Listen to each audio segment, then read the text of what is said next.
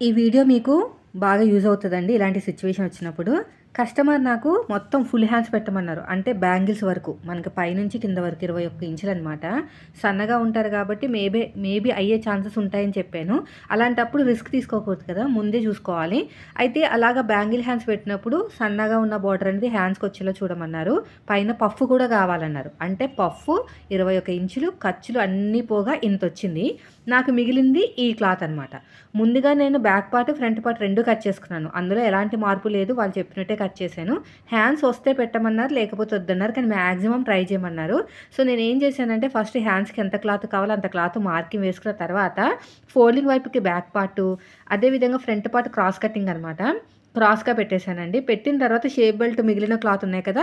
మిగిలిన క్లాత్‌తో అడ్జస్ట్ చేశాననమాట. ఫైనల్‌గా అయితే బ్లౌజ్ అయితే రెడీ అయింది.